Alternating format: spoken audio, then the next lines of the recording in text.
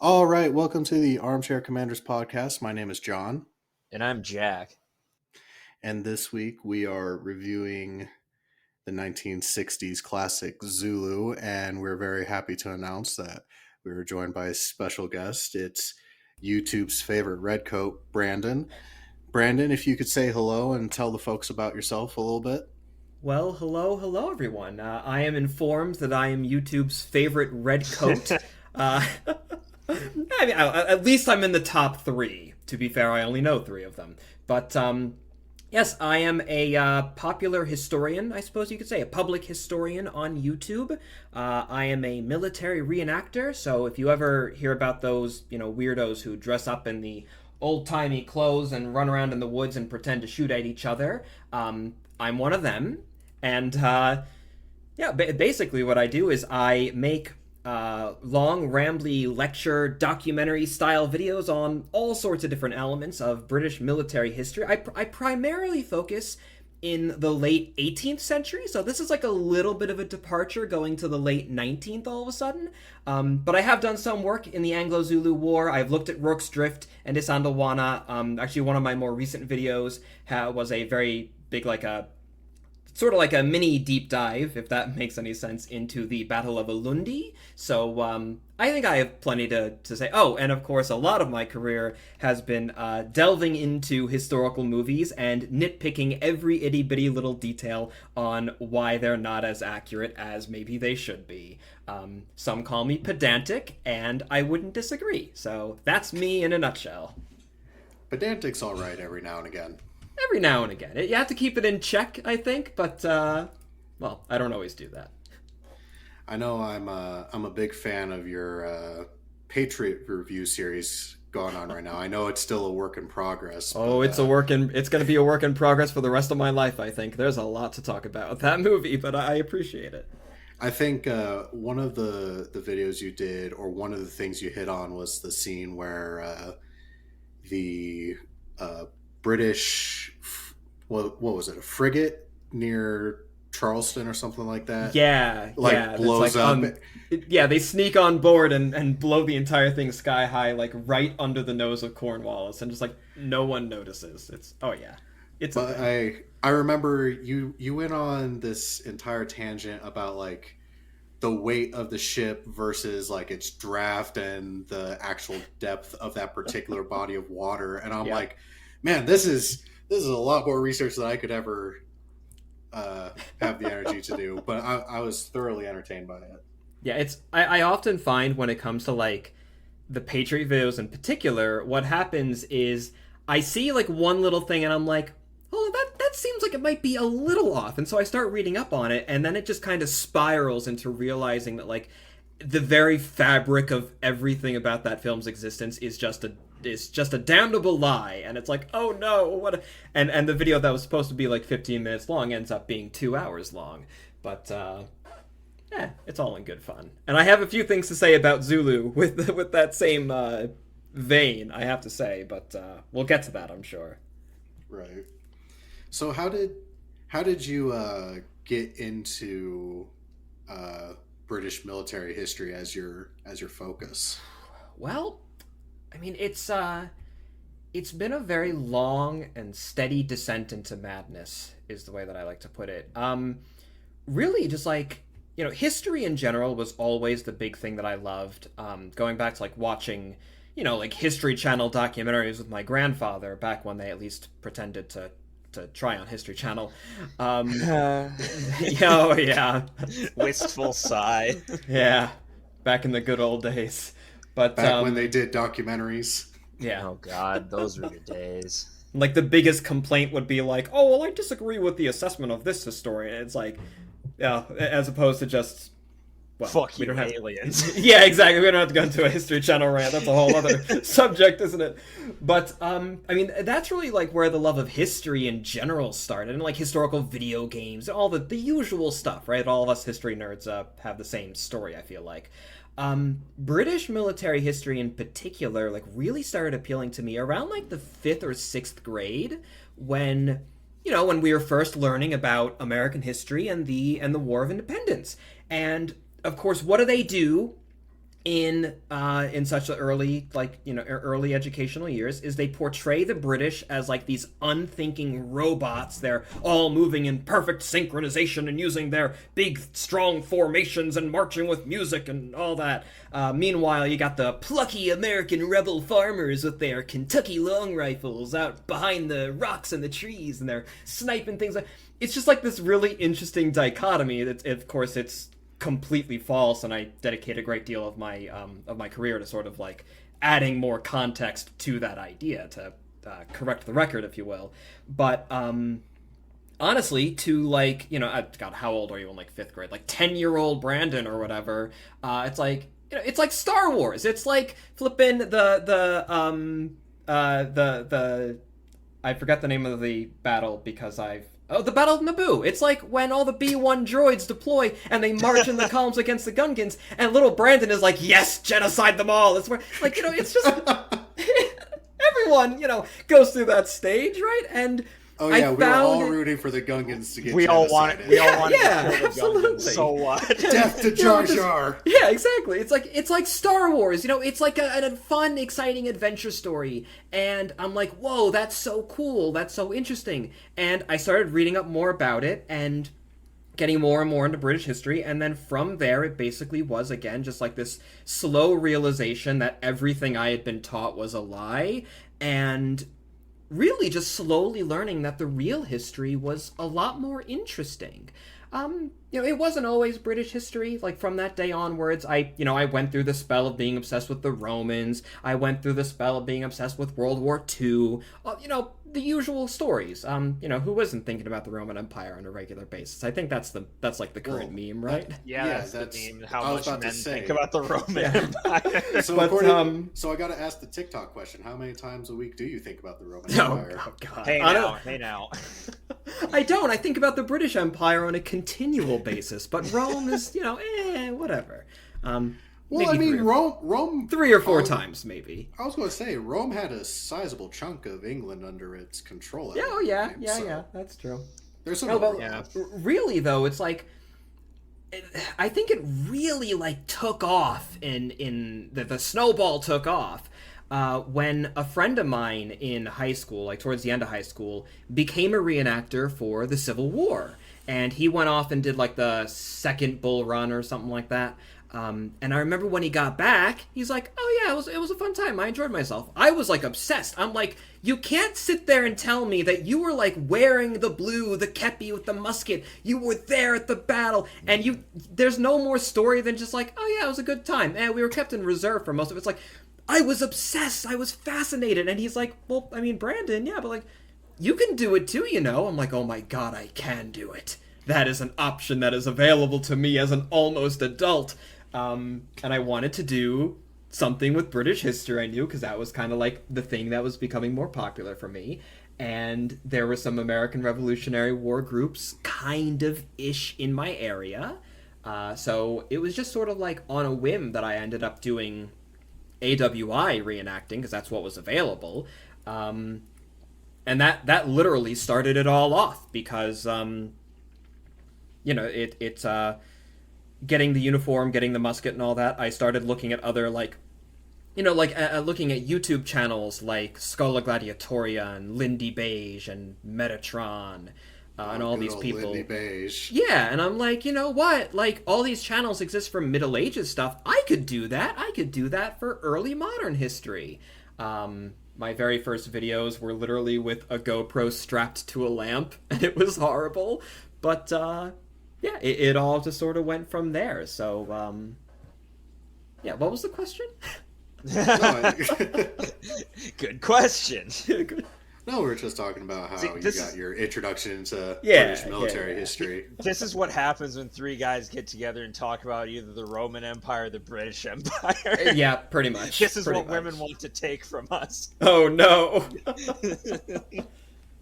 dear. See, my introduction to history was very genealogical based, and just learning about all the all the different connections my family had to different events in American history. Interesting.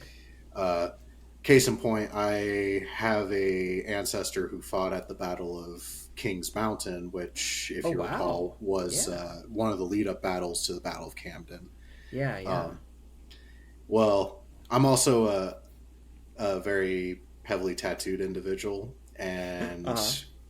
currently I'm working on a sleeve on one arm that it's all my family history kind of wrapped Oh, up into that's one. awesome.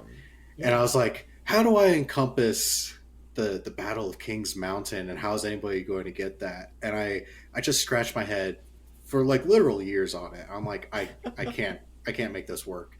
So Yeah. I did a very generic.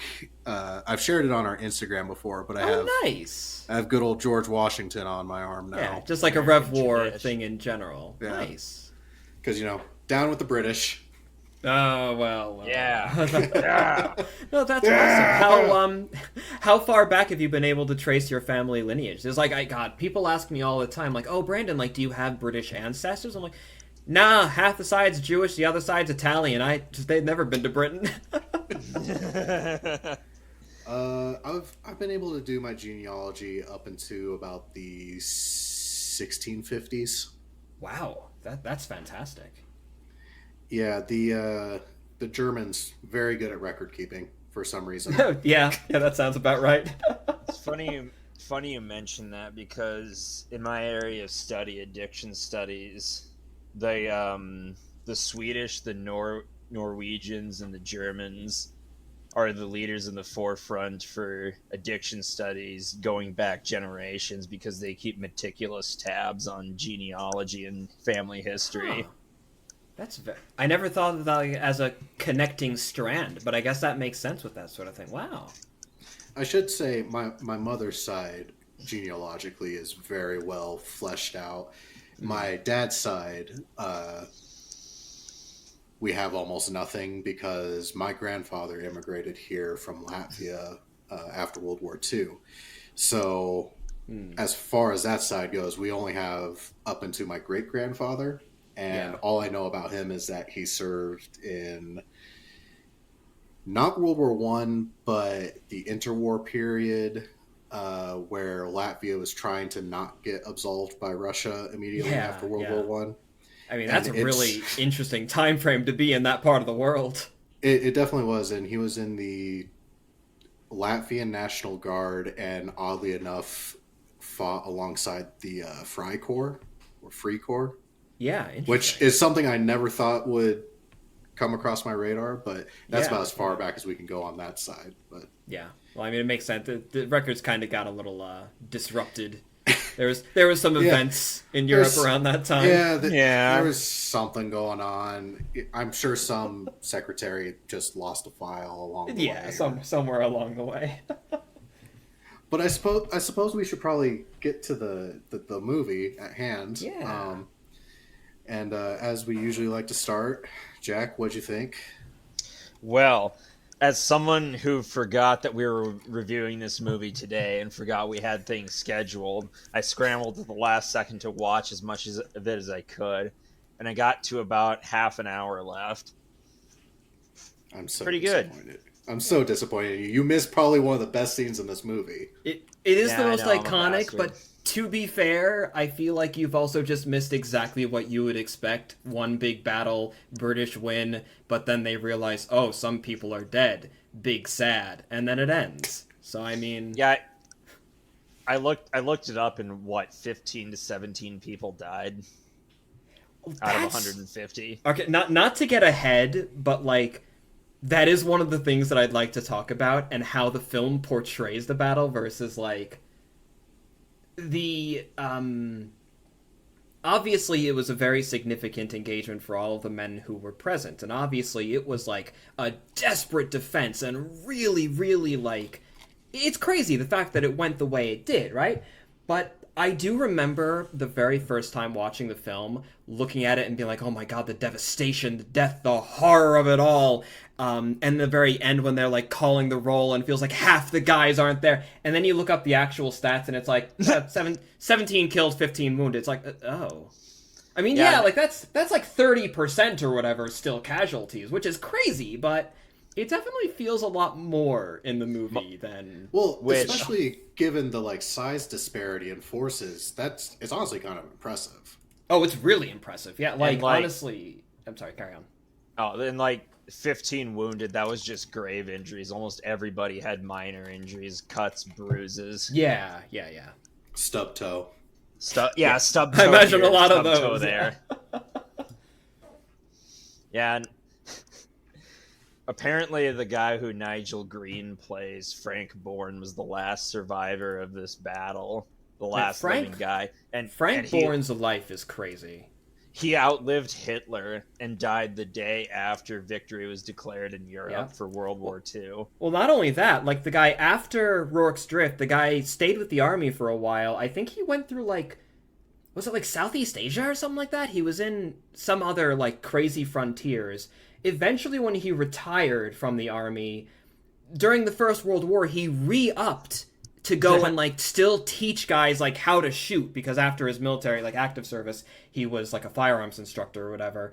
Yeah, during World War One, he re-upped just to help out, like train up the new guys, then left again.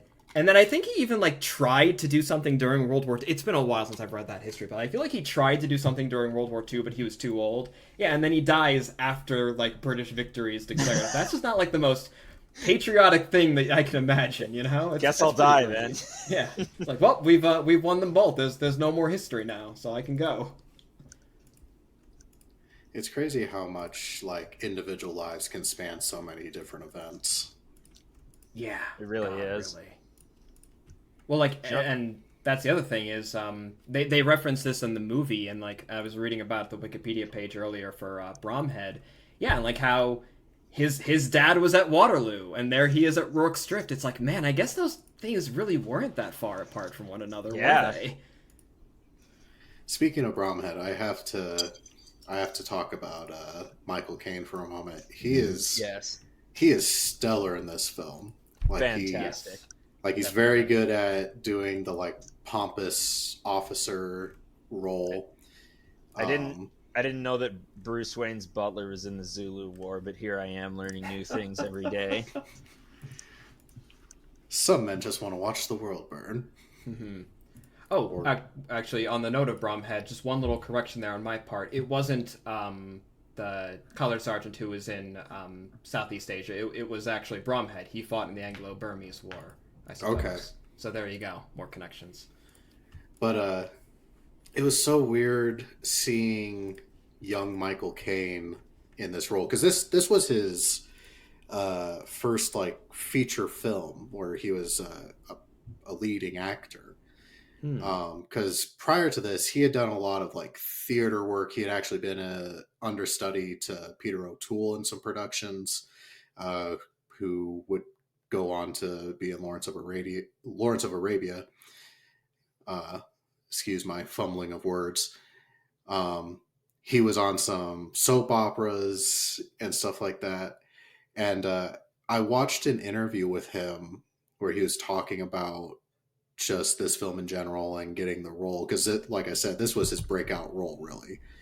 And his audition was in a bar, and he went up to the director of this film to do his audition, and he was originally trying to get just like some bit part, like just a regular foot soldier, corporal, whatever.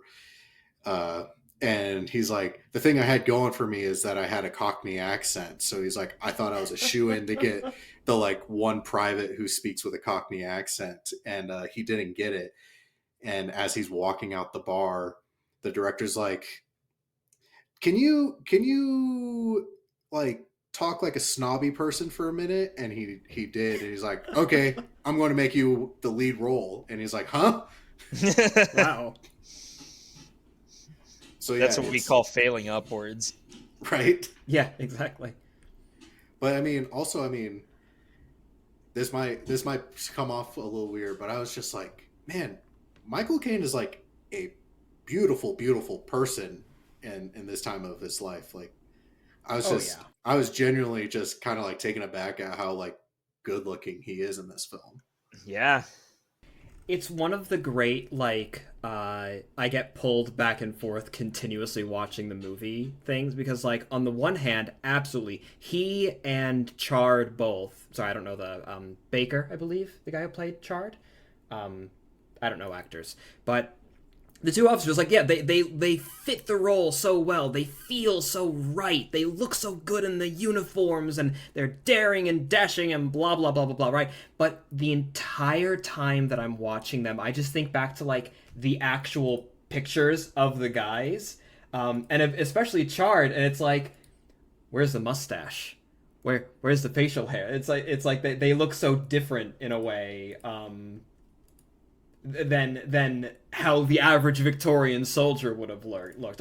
I feel like, in a way, they kind of encapsulate the perfect British officers for the time period that the film was made in, for like the 20th century, but that the ideal Victorian officer is a very different kind of person. You know what I mean? Right. I will say that the color sergeant had a magnificent mustache. He did, but then the color sergeant, in real life, he was only 5'6". He was a tiny boy, right? I'm sorry, this is... You can't have a short, imposing sergeant. I think that you can, though. It's kind of part of it's what makes it kind of interesting, you know? I don't know. Obviously, I mean, that character as well, like, he worked really well in the context of the film, but... honestly, most of this movie, like, as I watch it, I just kind of feel like it misses the mark a little bit here and there. I think it's my most controversial statement that I could make, in that, honestly, because I rewatched the movie literally just earlier today in preparation for this, I remembered it being far more impressive than I found it on the rewatch. And not just because of those tiny little pedantic details either, right? Like, not just because, oh, well, he should have a mustache, and, oh, that sergeant is too big. Like, those are little concerns, right? But overall, the acting was spectacular, yeah. Michael Caine, that's the name, right. Caine, yeah, stellar performance and everything, but... I found myself thinking pretty regularly, like, oh, I wish that they would have done this, that, or the other. You know what I mean? Right. There was definitely stuff to be desired in this film. Yeah. I think one thing is, and maybe I'm jumping the gun on this particular topic, considering we have so many things to discuss about this film, but you know, this film was made right at kind of the tail end of the decolonization of Africa. Yeah. And for me, it struck me a little weird that you have this kind of like, we have a recurring joke on this show where it's like, America, fuck yeah, you know, like Team America World Police. Yeah. You have movies or moments in movies that are like, America, fuck yeah. Like, this comes off as like Britain, fuck yeah kind of film. Yeah, and, like in a more muted way, but it does. It does, and I think it does give props to the Zulus, but also it kind of glosses over the fact of, you know, this is a time period where Great Britain is still very much a major colonial power and is, you know, subjugating a lot of people under colonial rule.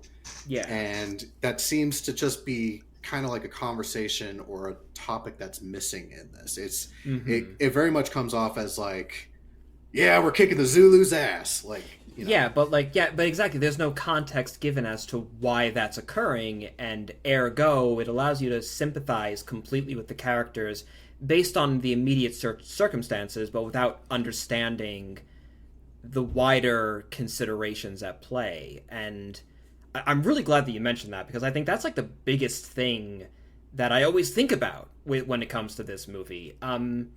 And how, like, in some ways, I think it's actually really a good thing that they didn't talk about that stuff, but in the other ways, it's really a massive shame, and it's, like, the biggest fault of the film. And I go back and forth, and I can't fully decide which one it is, you know? Like, because, like, I think that if you want to make a movie that's very specific in its aim, right? This is a war film about a very particular garrison of a particular post in a particular battle on very particular days, right? And so if you were to have all the officers sitting around and be like, oh yes, well, what do you think of the Zulu nation and their empire? And well, this is why we're invading. And oh well, when the ultimatum was issued on this day, it's like it would feel out of place, you know. Like it's very difficult to have those conversations and have it like belong. Whereas on the other hand, if you just have like, hey, these guys, they're there to do a job. They don't really know why they're there. They don't even necessarily care why they're there. They're just there. And that's something that they do speak to a lot in the film. You outright have characters asking like, why? Why is this happening? And they're just like, yeah, because, you know, it just kind of is. And I feel like that's a pretty appropriate attitude for the soldiers to have. But also, the wider narrative then doesn't really do service to the audience that's watching the film, because they will walk away with that Britain F, yeah, like, oh yeah, it was just like, you know, the plucky heroes held out against the baddies, where it's like, the Zulus were kind of not the bad guys in this whole affair. You know, it's like they're just trying to defend themselves. And there are definitely as well, I think, a bunch of like little touches to where the film could have maintained this idea of, we're telling the story of the garrison, nothing else. That's why we're not going to talk about politics. But there are opportunities all the same to slip in that context. At the very, very beginning of the movie, and Jackie, you probably remember this if you watched it like fairly recently, the entire conceit for it is, you know, they open up on that letter saying, hey, the column was destroyed at Isandlwana. Why were they at Isandlwana? It doesn't matter. They were destroyed there. Then we go over. We go over to the Zulu wedding dance, where we have the DeWitts, the missionary family. Oh god, they really massacred those characters. But they're sitting there and being like, "Oh yes, how quaint." Oh, there's a whole rant. Yeah. I found the preacher character very interesting, but we'll get to him. Yeah. But you know, they're sitting there and looking at, oh yes, the little savages having that dance, and they're all being wedded. Yes, indeed. Extremely condescending. The way that it's put forward, though, is news comes in to the king. Hey, we beat him at Isandlwana. What next? And then the king is like, well, we're going to go to Rourke's Drift. And they all start chanting the name of Rourke's Drift. And they're like, oh my god, you know, the missionary's like, oh my god, they're going to slaughter the garrison. We got to go. And then they leave. Which is such a tiny detail, right? It's such a tiny thing. But from the very outset, then, I think that it establishes a context for everything we are seeing throughout the film that is ultimately wrong, and that paints a very distinctive anti-Zulu in a way picture, right? Because now we have an army that is aggressive, that's acting out, that's going purposely to slaughter a post that they know is exposed and weak and blah blah blah. Whereas the reality is that the Zulu who attacked Rourke's Drift were not supposed to be there. They were not the best of them. They were like some older warriors. They went outside of their orders to carry out the attack. And the reason why they left is because they hadn't prepared for it properly. And because the king was like, hello guys, I told you not to invade the British colony because that's a really bad idea. It, like, by removing, not just ignoring the that's the thing is, right, is I think it's okay in sometimes to like ignore political context where it makes sense to do so, but they didn't just ignore it there. They outright changed the context, which casts this different light on all, like you know, like we were saying before, is it makes it all of a sudden feel a lot more like heroic on the side of the British and maybe like more barbaric on the side of the Zulu. Right? No, definitely. I think I don't necessarily have an issue with the British image or the kind of projection of, you know, anti-Zulu, because if we're being realistic, the average soldier or participant in this conflict, at least on the British side, would more than likely have an anti-Zulu standpoint because they are the enemy. But it is missing the context overall. We reviewed a while back the movie Gettysburg,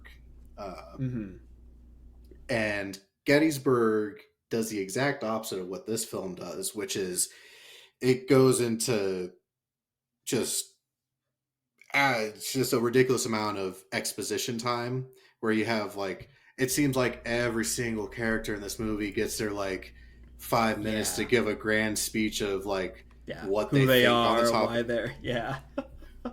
Yeah, and it's like there is a happy medium to be had. There's an appropriate scene that could be in this that we could kind of get that contextual big picture thing. Mm-hmm. It's just it's underdone in this film and it was overdone in Gettysburg, basically. Yeah, like there felt like there were a lot of characters in Zulu that had a much deeper story, but like it almost feels like you missed the first part of the movie and a lot of the introductions because you'll see guys come on with screen time start saying these lines. And it's like, wait, do we know this guy or is he? No, oh, okay, he's just kind of doing his thing, I guess. Right, and I agree with you in the sense that this film is very much, specific couple of days, specific battles, specific troops. And we've seen films like this before, and they're films that still occur today. Like we reviewed Lone Survivor not too long ago, and Lone Survivor does a very similar thing where it follows a Navy SEAL team in Afghanistan. And we as the audience who are not very far removed from the conflict in Afghanistan from occurring, we're aware what led up to this point in this story. So it's like we don't have that, kind of like quote unquote obligatory scene of, like 9/11 and like the invasion of Afghanistan, all that stuff. But I could definitely see how in like 40 to 50 years, there are going to be people that watch that film just like we're watching this film today that are like, I feel like I'm missing a lot of stuff leading up to this. Like, why are we only like, yes, it's a very impressive and great story, but you are missing stuff. Mm-hmm. Yeah.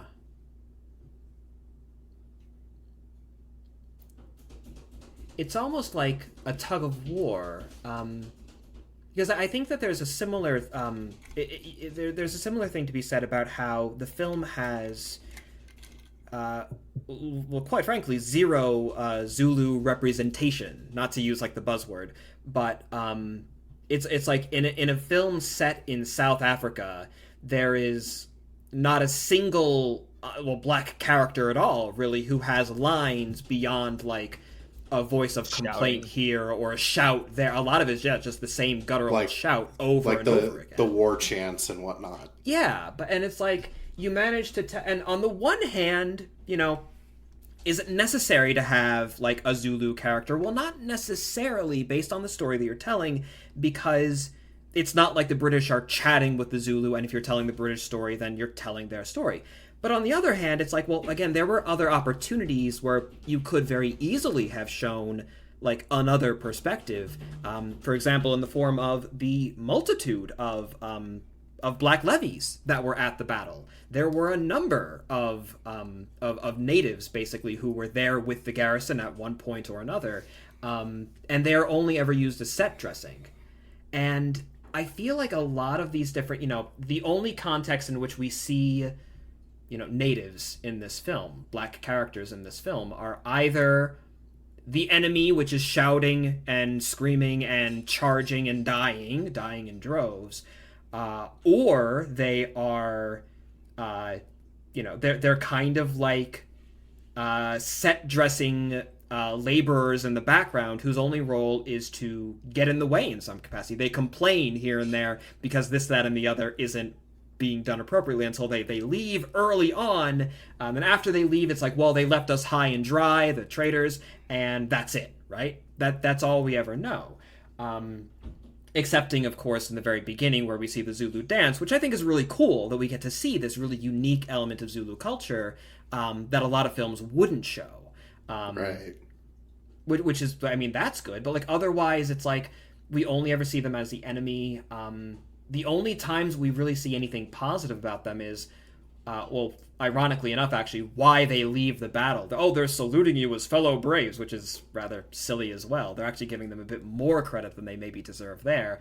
But on the other hand, it's like, we'll have the Boer character somehow be the only guy who's like, oh, the blacks aren't cowardly, they're just as good as you are. Which is kind of weird coming from a Boer because of the reputation that they had in South Africa. Maybe the individual person Right. that Didn't they was literally portraying. coin the term concentration camps?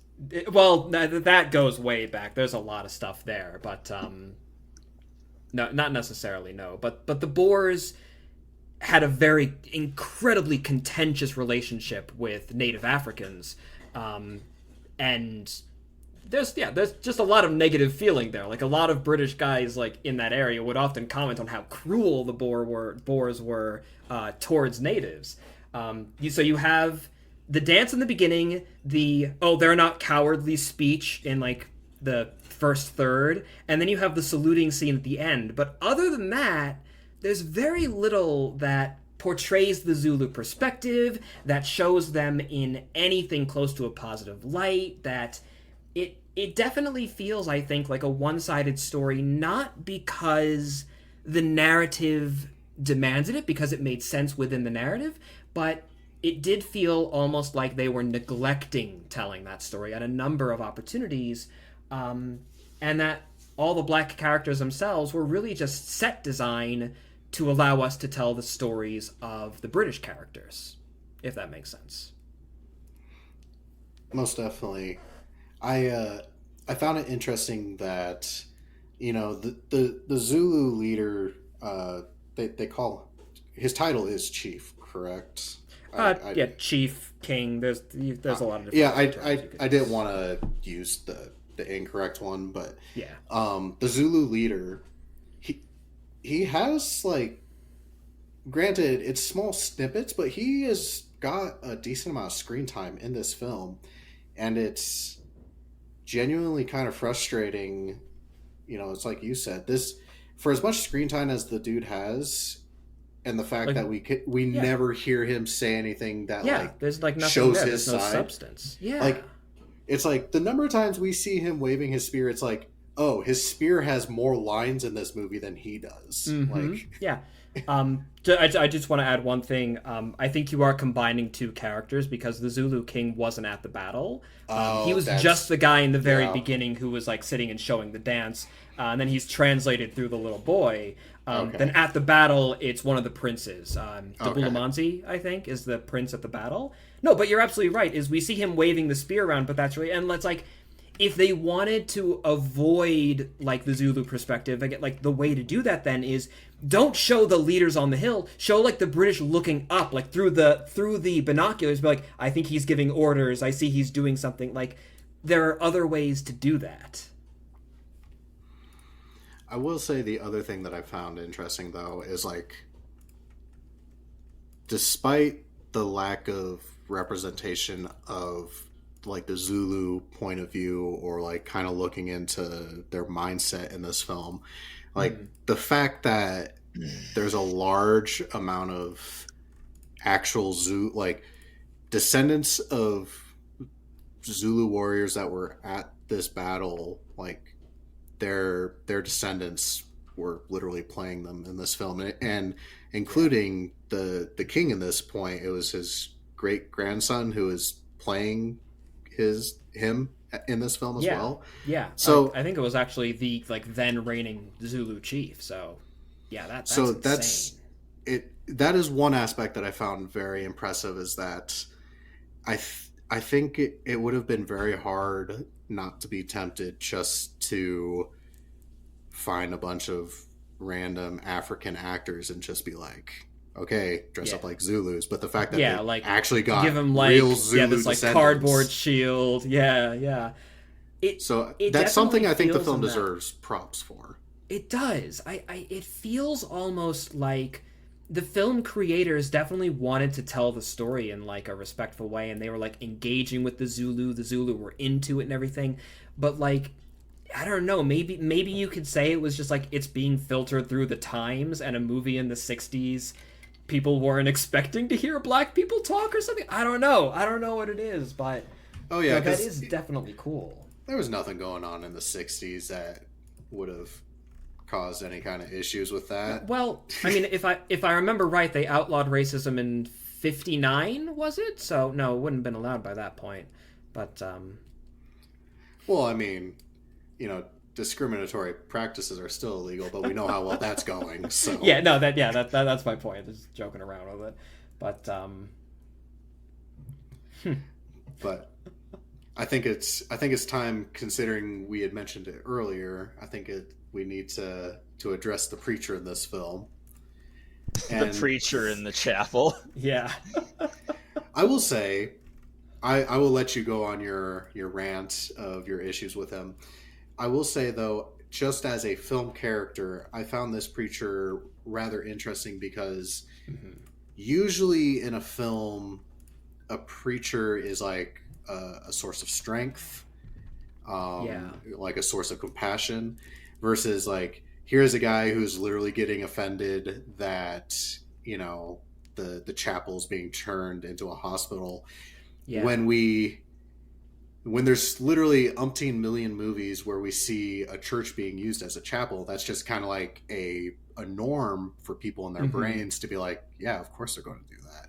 And to see like the preacher should be like, here, take the wounded here, we shall aid them and all that. Yeah. But instead he's like clutching his metaphorical pearls, and he's grabbing the goblet for communion. He's like, how dare you? And then, they send him on his way eventually because he starts just yelling. It's like, you're all going to die. And it's like... Yeah, he gets drunk in the shed and they have to send him away. So it's very interesting to see what would be kind of a stereotypical character being the exact opposite of what we expect them to be. Yeah. But I will let you go on your... Yeah, and rant. I should have apologized at the very beginning because I do realize that I tend to go on a lot, but you knew that when you knew that when you signed on to when you invited me on here. Right. Anyways, I think that you really hit the nail on the head with that. You really did, and I think that in a way, then DeWitt really does encapsulate my feelings about this entire film, which is that as a character, he is very well done. He's a fascinating figure. He is a really interesting blah, blah, blah, blah, all that stuff you just said. And the entire film, it was really good. I remember loving it. Oh, it's Zulu. This is like the classic. This is the one for the Zulu War. Yeah, it has its mistakes, but it's really good. And then watching it back again with more knowledge of what really happens, and I'm like, oh no. Oh, this is actually not the best. And so for example, DeWitt, very well written character, as you said. But the funny thing is, we go back to this idea of the tug of war, right? The funny thing is that when you look at the actual guy who was really there, he kind of is a bit more of that stereotypical. He was sitting there, he's like, I'm in favor of the British intervention, and I'm going to help you all here in the garrison, and I would stay behind during the battle. He wanted to at first, is what I was reading just before.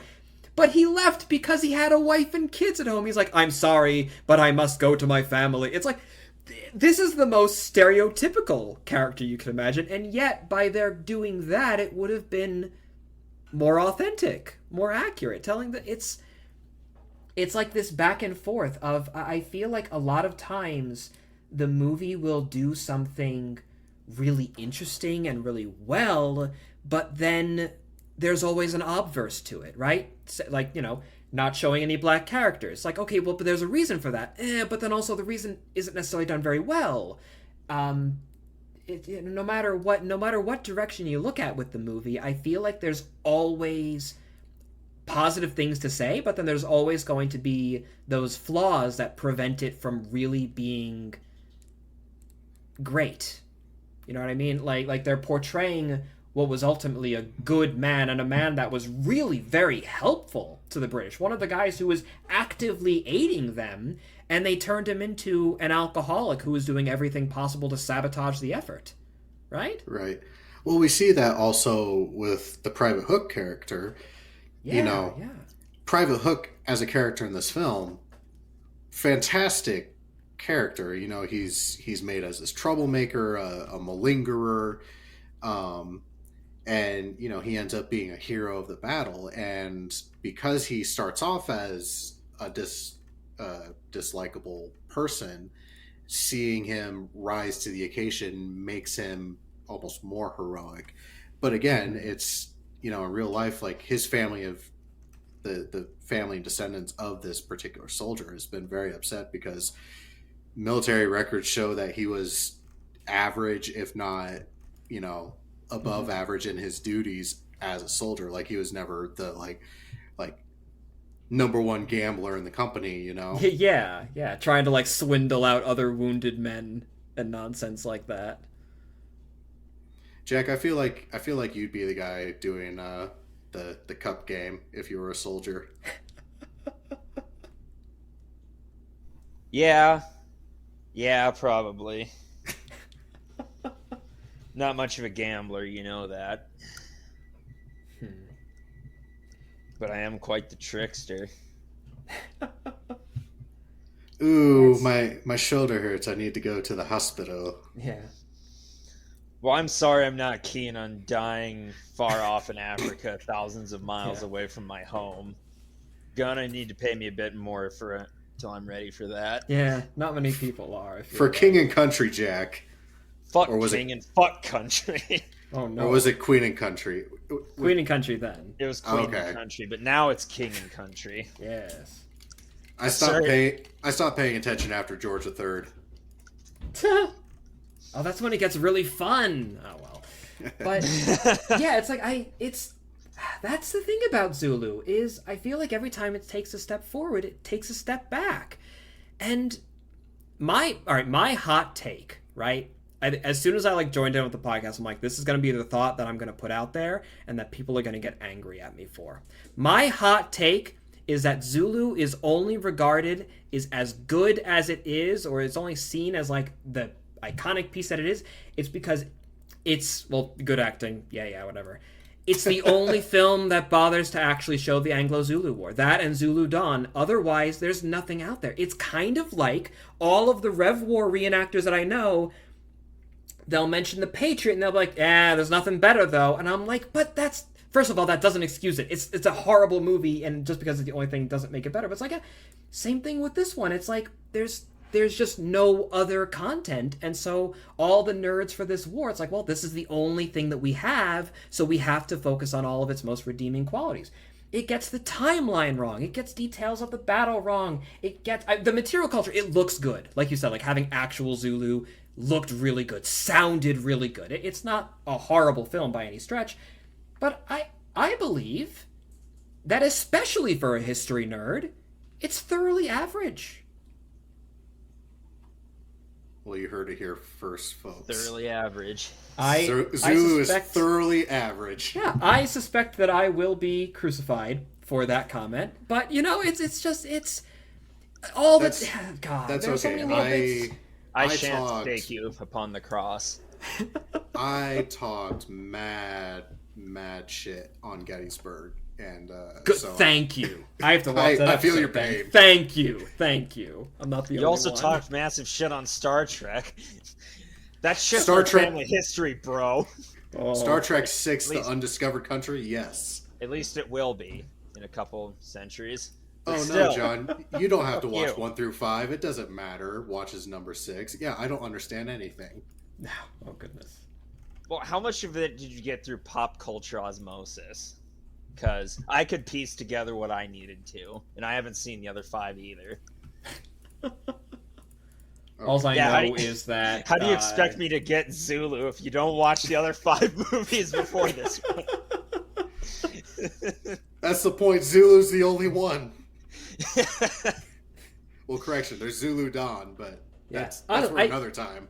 I kind of prefer Zulu Dawn as a film, not because it's actually better though, just because I think that the story of like The Last Stand is kind of more fun than the one where they actually win. I feel like the tragedy of defeat is more compelling a narrative function than the triumph of success above all odds. But that being said, if I were to rewatch it today, I'm sure that I'd have many of the same problems. Like the number of times watching Zulu where you just like see, because the extras got to like a certain point where it's like, okay, well, in real life the Zulu would have just overwhelmed and killed everyone right here, but obviously they don't do that. So the Zulu were just kind of like standing there and like kind of like, oh, I'm gonna stab you. I'm gonna stab you, and then the British are just shooting them right in front. It's like, oh, they could have coordinated this so much better. It's, well, maybe if they showed the fortifications as tall as they should be, then it wouldn't have had this problem. But I will say that the combat did leave something to desire. And Jack, I don't know if you noticed, but this is astounding to me, but I truly believe this is the first film that we've reviewed that has the Wilhelm scream in it. What is the Wilhelm scream?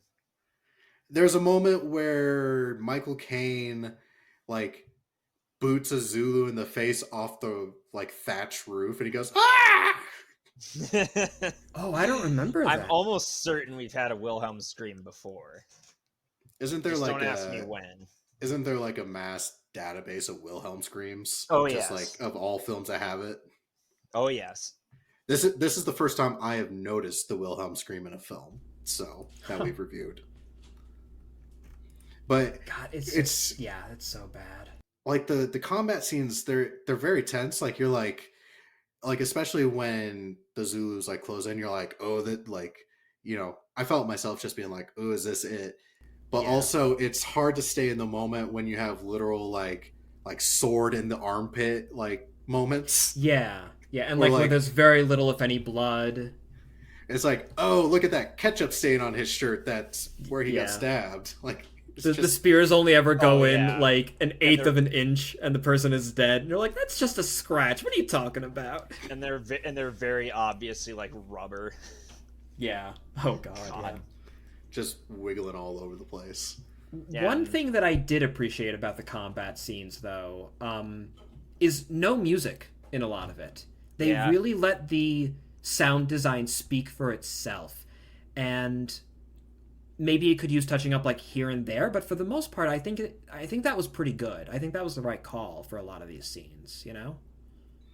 Yeah, and one part of the combat that I genuinely appreciated was the like kind of the climax of the entire battle, which is the, you know, they're backed up to the last fortification, and Michael Caine starts ordering the fire by rank, and it's just one after the other, and you can just feel the like there's genuine tension in this moment, and then it becomes quiet, and then you see a literal mountain of bodies.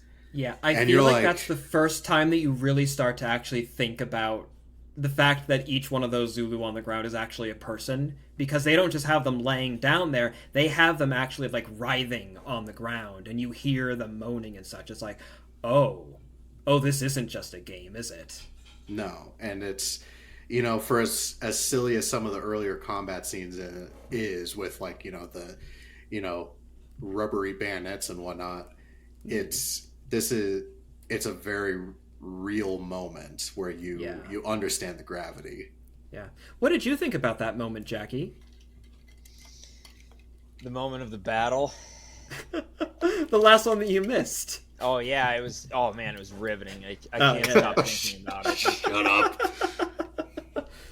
No, but I absolutely. I mean, the scene's iconic for a reason, except for the fact, of course, they have the made-up version of Men of Harlech, which it's a knife in the heart every time. It's like, this is so much cooler. Why did you make up a version of the song? Men of Harlech wasn't even the regimental song at this time, was it? It wasn't even a Welsh regiment at the time. Like, half of the soldiers were English. It's very silly. A lot of those little touches where it's just like, why did you change this? Yeah, there were quite a few points in this movie that were, dare I say, Welsh phobic, where they depict that one tall Welshman like a dumb yokel and how he's nurturing that calf. Yeah. Now get your pack, you damn Welshman. Yeah. I Whoa, I wouldn't whoa. even say that it was like necessarily like Welsh phobic, but like just so much as like it was all about Welsh soldiers. It was like, they're commenting like, oh, that's what you get from an English officer. This is a Welsh regiment and Wales It's this and Welsh that. It's like it's a the sentence I majority never of the thought I'd hear uttered. Welsh Welsh phobic. phobic. Yeah. But it's like, but the Welsh were a minority of soldiers. It's like, once again, we're kind of like making up this weird national identity where one doesn't exist. It's like a Braveheart kind of thing. It's like, this wasn't like it just outright wasn't a Welsh battle. There were Welshmen there. There were Englishmen there. There was a Swede there. Like, there's a whole bunch of different people there. What are you going on about?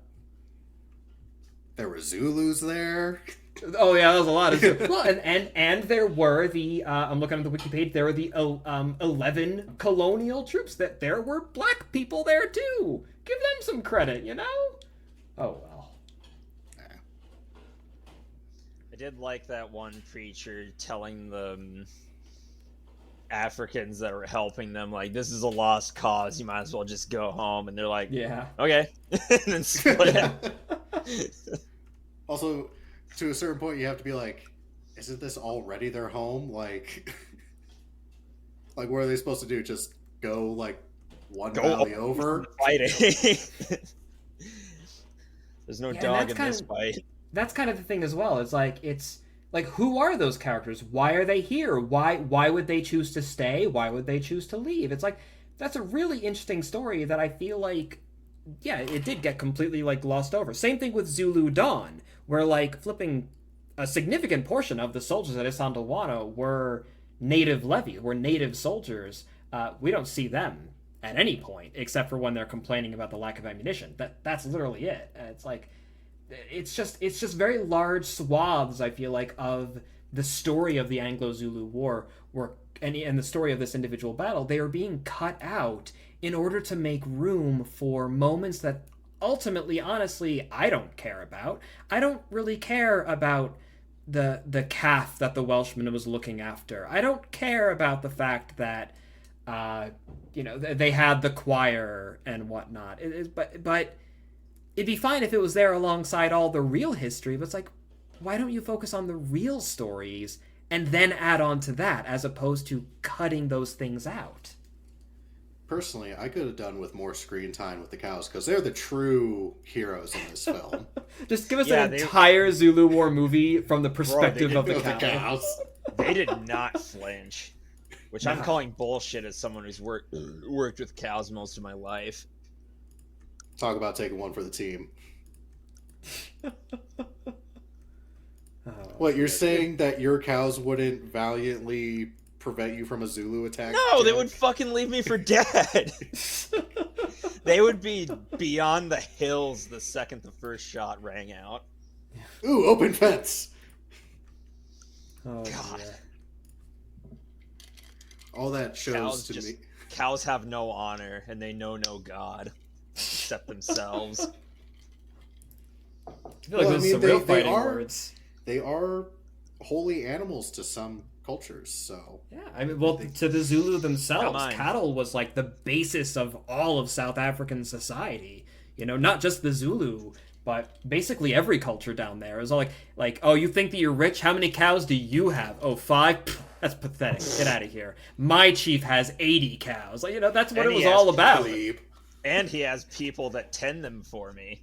Yeah, like literally, like the entire basis of a lot of these South African societies were like, the chief owns all of the cows. We rent the cows from him. That's why he's the chief.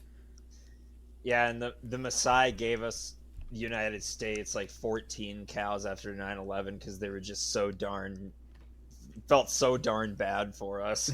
I'm not sure what we did with them, but I hope we did something nice. Maybe we got steaks for all the first responders. That'd be fun. Yeah. I was listening to another podcast recently, and it's called the Civil Weird Podcast, and spoiler alert, they're our guests next week. But we'll get to that later. Anyways, they were doing an episode on the United States Camel Corps, and it was a great episode. I highly recommend it. Again, it's a Civil Weird podcast. Anyways, they were talking in this episode how I forget which country exactly it was. I think it might have been Egypt, but Egypt sent us a gift of like a dozen or so camels. But by this point, we had already imported maybe like 50 to 100 of them. So we sort of knew like what's a good camel, what's not a good camel. And there's literally like the person who accepted these camels from the Egyptians was like, I would never accept these like flea ridden, like husk of an animal. It's an insult to our country. And it's like, Oh my. just take the camel, dude. Yeah. It would have been easy to just say, "Oh, thanks so much." Yeah. But, anyways, I highly recommend checking out that episode. It's very entertaining. Yeah, I didn't know the Americans had a camel corps. I will have to look into that. Yeah, it was experimented wild. with. It was experimented with. What with the expansion through the American Southwest. They're like, Oh, for use in America. yeah, yeah. Okay, whoa. Yeah, it was used. It was proposed by the Confederates to haul ammunition and supplies across deserts. That is insane. Jefferson I- Davis. Oh, Jefferson Davis actually led the. Before he became a traitor, he led the effort for a camel corps. And Wow. it gets wilder because one of them got loose and lived ferally in like New Mexico or something. And legend has it that there was a skeletonized rider atop it that would haunt the deserts. Oh God.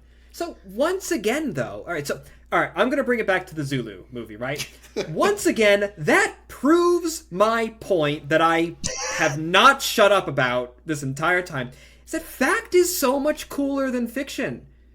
If like you mean to tell me there are people out there like making up stories set in in whatever historical context, like, oh, we'll make another movie about the Tudor era, and we'll make up half of our facts because the real history is too boring, whatever. Like, you mean to tell me that people make up all this stuff that's so uncreative and drab and dull? Meanwhile, you got Confederate camel corps roaming around the deserts. Like, and skeleton camel. Like, you want a horror movie? Heckin' the Headless Camel Rider. There you go. That's wonderful. I want to hear those stories. I want to hear the story of the cow at Rourke's Drift. I want to hear the story of Prince Dabulamanzi and why he decided to attack Rourke's Drift. Like, the stories are there. Why can't you tell them to us? You know what's even It's crazier about the camels? There that? is I kid you not, there is a Confederate grave marker because there was a Confederate regiment that had one of these camels as like its mascot. Because animal mascots very popular back in the day. That's where the 101st Airborne gets its Screaming Eagle patch from, is because there was a Civil War regiment that had a pet bald eagle called Old Abe. Huh. I did not know that. But yes, I forget which battle, but it was on the eastern half or the eastern theater, so really out of place for this camel to even be in the first place. Yeah. But their camel got shot during a siege. Oh, And that's tragic. it is. But to think that somewhere in the deep south, there is a Confederate grave marker for a camel. That's just crazy. Yeah. Blows my mind. Another thing. I'm sorry, now we're really off track, but like it vaguely reminds me.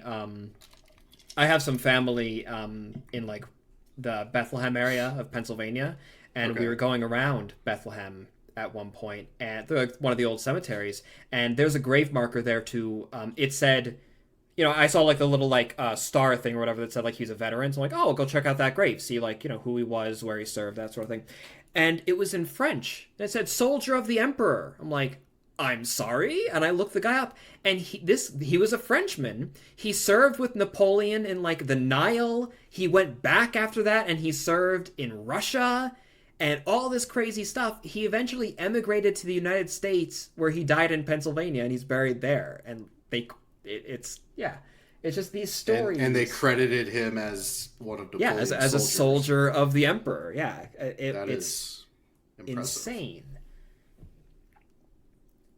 History is fun, but they never tell the history in these movies, you know? It's like, it's written for you. It's right there. It's so easy. But, oh well.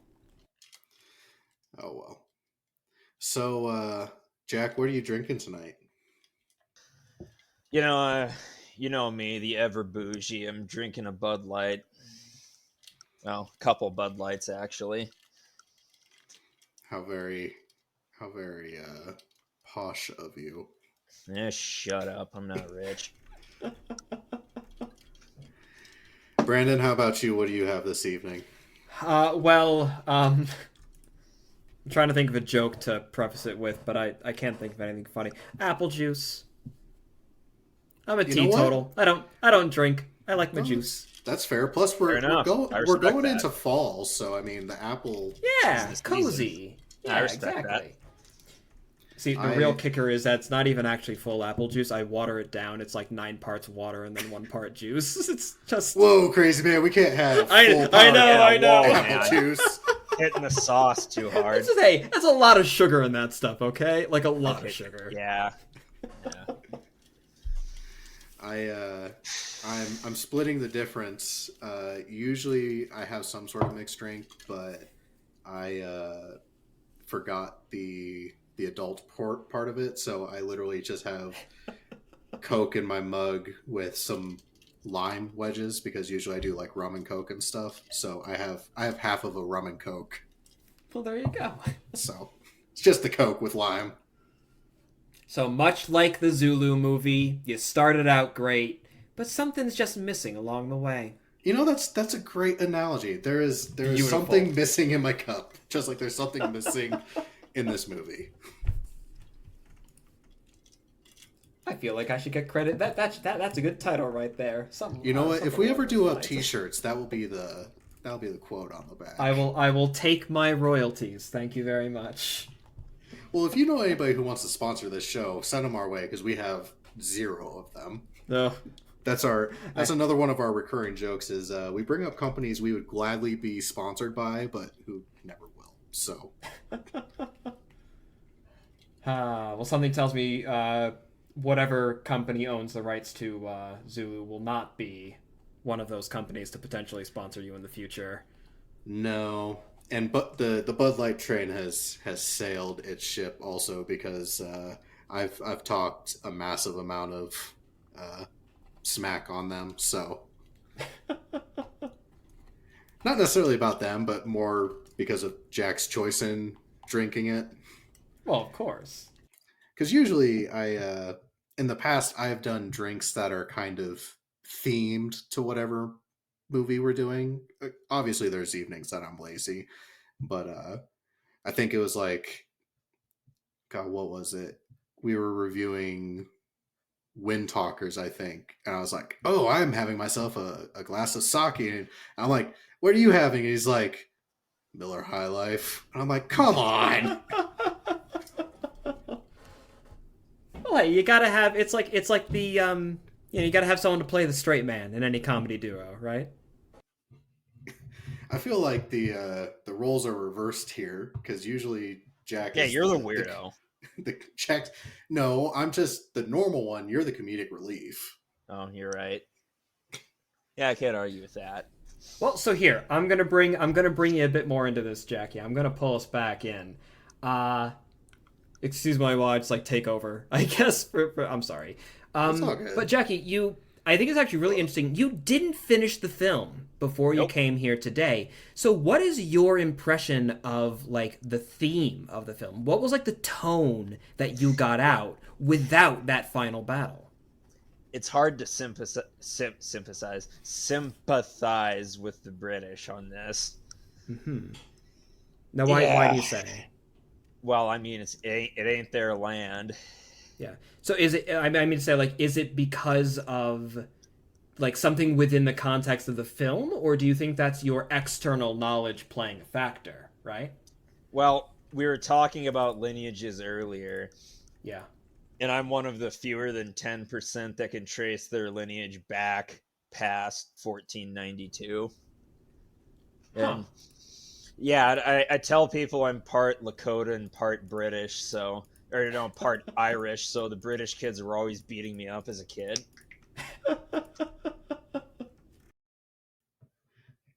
Yeah, Jack usually takes the home team side. That's fair. I just I think- want to know why they attacked in waves and not just one swarm.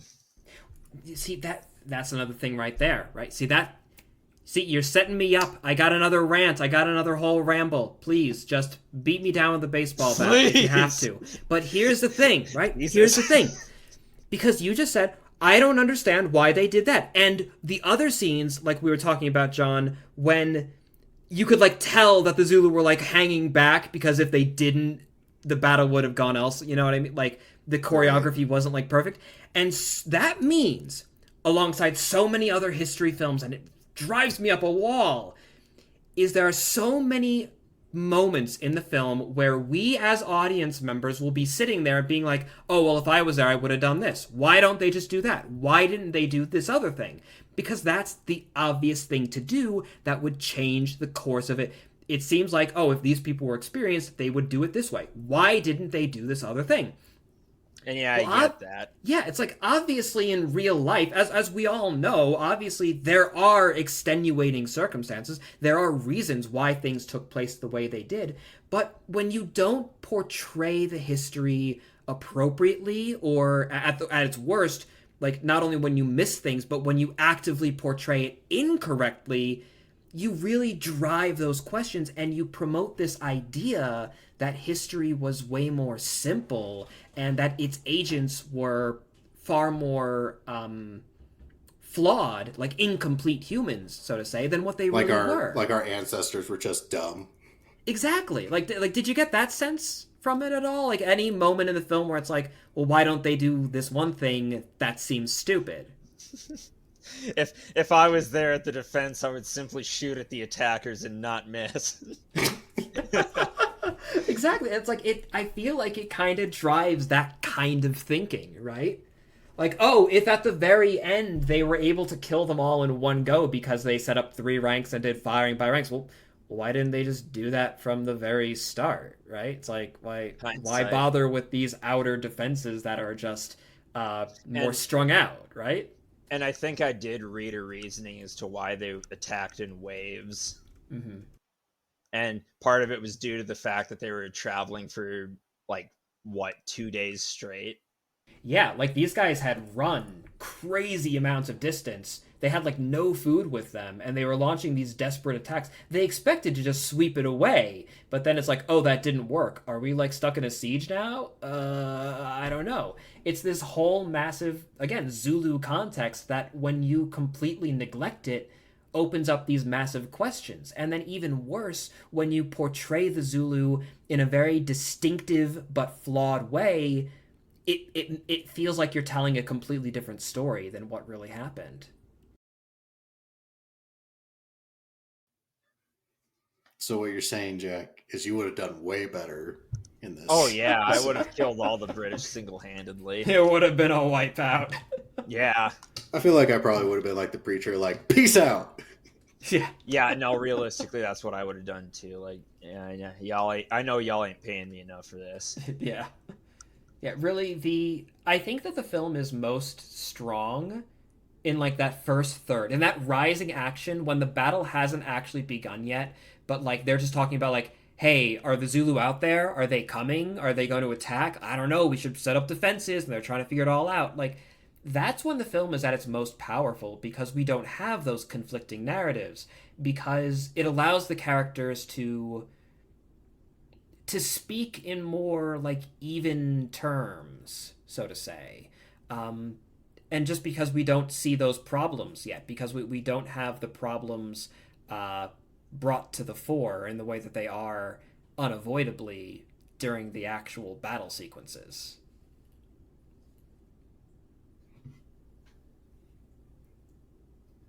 Sometimes you use very big words, and it's hard for me to process it in a I'm in a sorry. Computer man, make big words. No, you made a very good point. I was processing it there for a second. I was like, oh, it just seems like I'm not responding to him.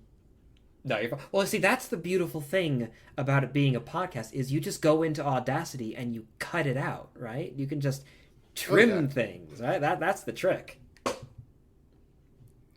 I've been considering changing up the our recording platform, but there's only so many minutes in a day that I can use my phone for not scrolling social media. So Yeah.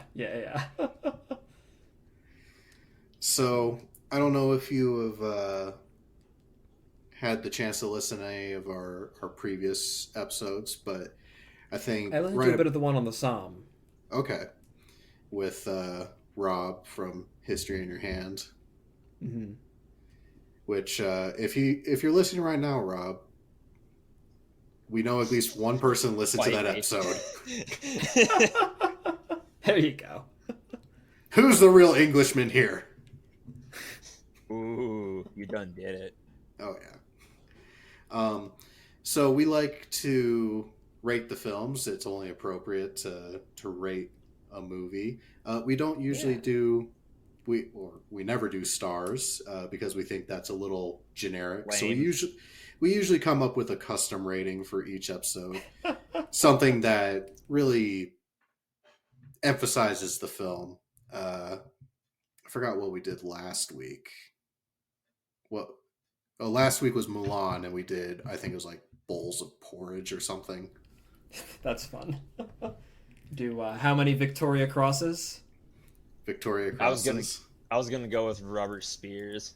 Rubber spears. Rubber spears, yeah. I think rubber spears is a good metric for this. I like that, yeah. All right, boys, what are your rubber spears? Brandon, you can go first. How many rubber spears do you give this? So, see, I always avoid numerical rankings, like, in any way, right? Because I feel like it's so tricky. I suppose... I would give it... You know, all right. Here's gonna be my... All right, I'm gonna cheat, right? Listen to this. You're gonna like this. I am going to give it between 3,000 and 4,000 rubber spears, which is the number of Zulu warriors that were actually at the Battle of Rorke's Drift. But here's the thing about a rubber spear is that may sound, wow, 4,000. That's a whole lot, Brandon. But when you really think about it, it doesn't actually amount to much of anything at the end. Boom. That's my review. It looks impressive at first, but the more you think about it, the worse it becomes. Simultaneously the largest and lowest ranking we've ever had. I think that's appropriate for Zulu. Wow. Jack, so again, how many rubber spears did you give it? Between 3,000 and 4,000. It's like Dragon Ball Z. His level's over 9,000. Yeah, there you go. But wait, like, so you gave it how many out of 4,000? No, 4,000 rubber spears, but at the end of the day, when you really think about it, a rubber spear isn't worth very much. So, deep. maybe like a 6 out of 10. It's like the equivalent, like a rubber spear is the equivalent of like a penny. Yeah. Yeah, exactly. On the other side that's scrawled in the rubber, this has no monetary value. Yeah, not redeemable for cash value. It's just a movie penny. Jack, how many rubber spears do you give this film? Well, as someone who didn't finish it, 6 rubber spears, but one of them is successfully lodged in an Englishman. Ah, so 7.5.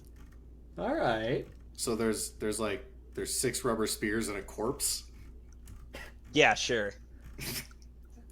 That works. Well, let's hear yours then, John. I'm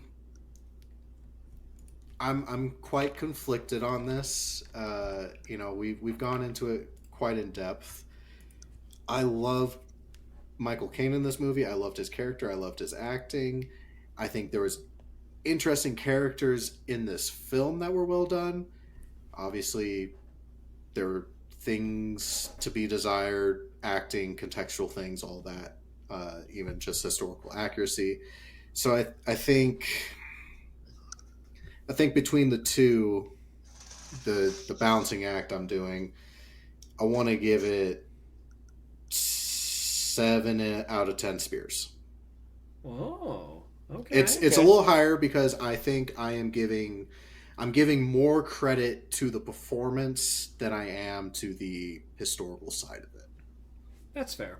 I just hope that you Because understand that if I were to do so, my career would be over. I would ruin my oh yeah, credibility, right? That's my oh whole of shtick. course. See, I'm not allowed to enjoy things. I have the benefit of being very naive about this particular conflict, so I can ignore a lot of things that are wrong with it. Yeah.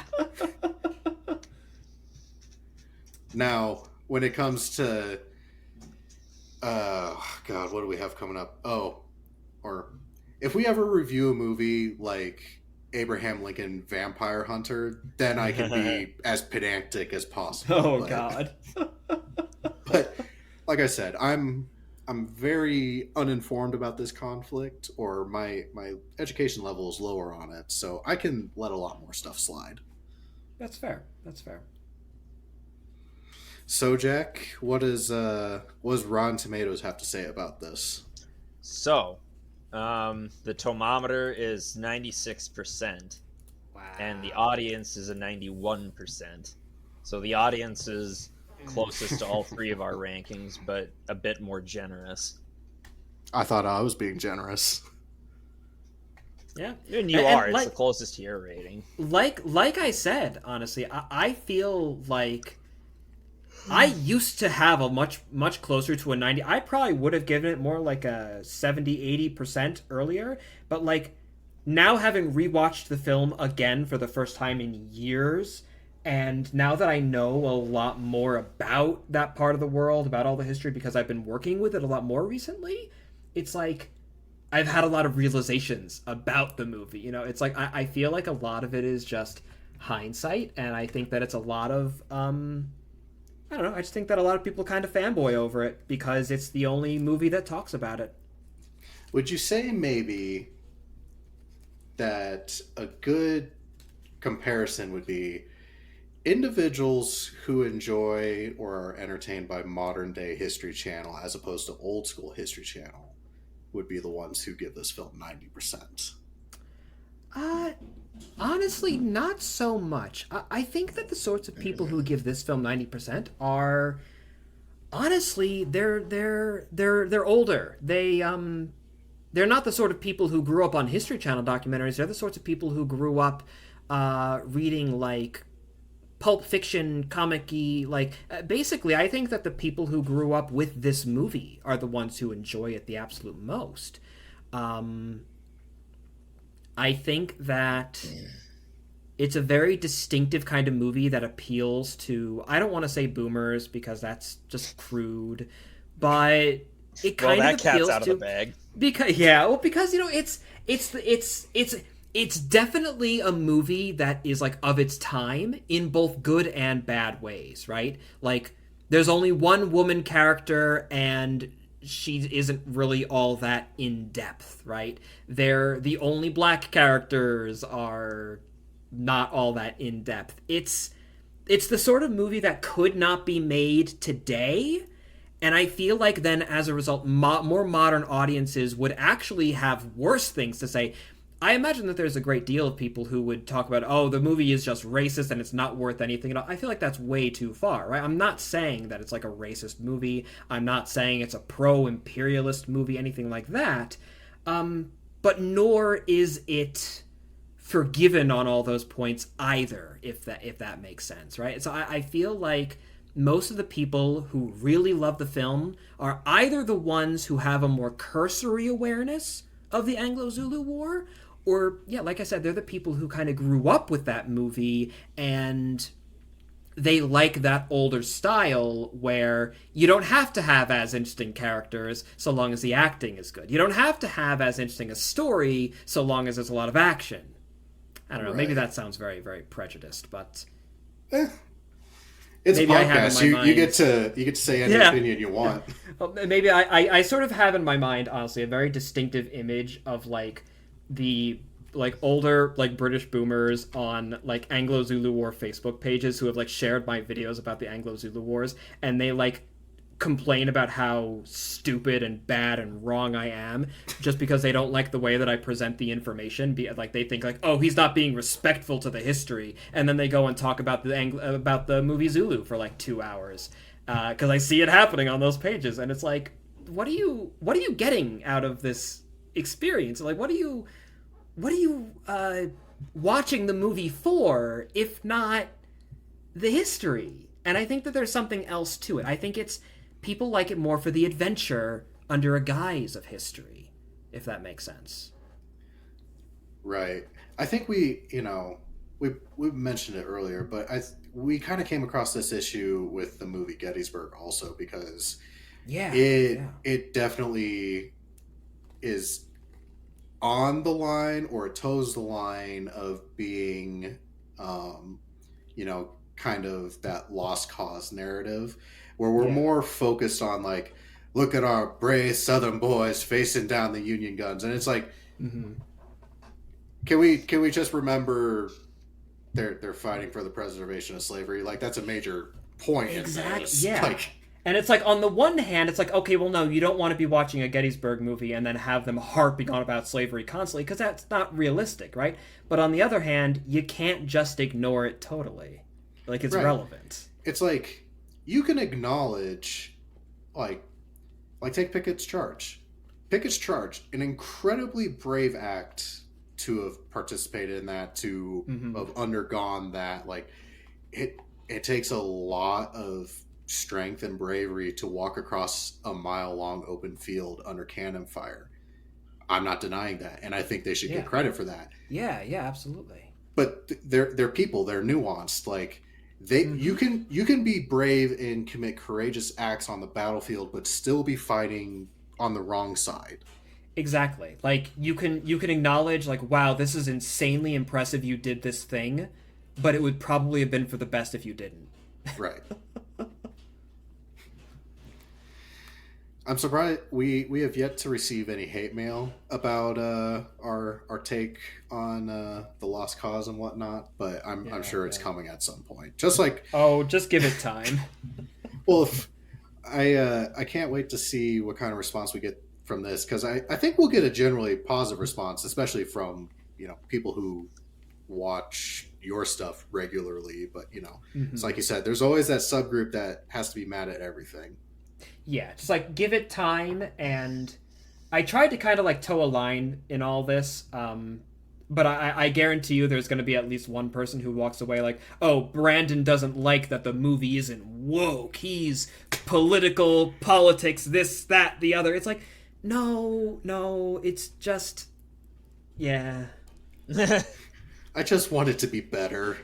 I just want the movie to be better. I want the movie to pick a narrative technique and stick with it and tell the story well, instead of pulling me in so many different directions.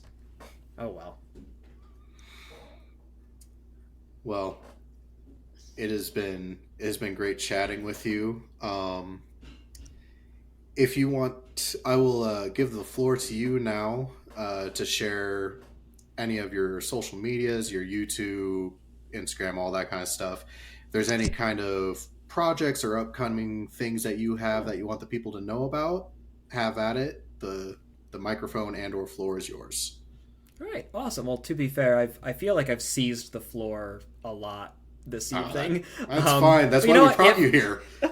You know what? If for whatever ungodly reason anyone would like to swing on by and listen to a lot more of basically the same thing, well, you can find me on YouTube at YouTube is just Brandon F. I'm not very creative with the naming, just Brandon F. You'll find me that way. I have a Facebook page and an Instagram page. I don't really use it too much. It's really just to promote the YouTube. If you'd like to learn more about my work on a wider basis, My website is nativeoak.org. There's actually a reading library there. If you'd like to read more about the Anglo-Zulu War as a whole, I post a number of primary sources on that website as PDFs that are free to access. So you can read like journals of soldiers who were actually fighting in the war and war correspondents and such, the guys who were actually on the ground for a lot of this stuff. You can read their perspectives on what's going on and maybe read, some examples of how the dialogue in Zulu could have gone. Otherwise, honestly, talking about all this today really makes me want to make a video about the movie Zulu, and then I can reference the podcast that way. Be like, here are all my thoughts about it. I think that would be a really, really good subject, and I don't know. I can even make the rubber spears joke there because I think that that's quite good. So I might have to put that into my schedule. I claim rubber spears for a T-shirt, though. Oh no, that is your right. Absolutely, I cede that to you. So I was on a podcast with two jackasses, and we were talking about Zulu. One guy didn't even finish the movie. Oh my gosh! You could put that into your video and be like, this movie is so bad that a movie podcast couldn't even finish it. No, it's not that bad. Oh, it just makes me sad thinking about it because it's not that bad. It's a 2-hour plus long movie and it goes by so quickly, but then it's just like, it just leaves a bad taste. I'm sorry, I'm gonna stop ranting. We're at the end. No more ranting. Anyways, that's me.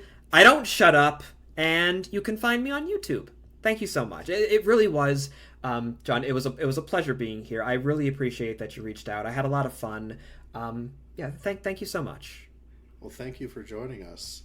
So, as I teased earlier in our conversation, next week we will be joined by the gentleman from the Civil Weird podcast.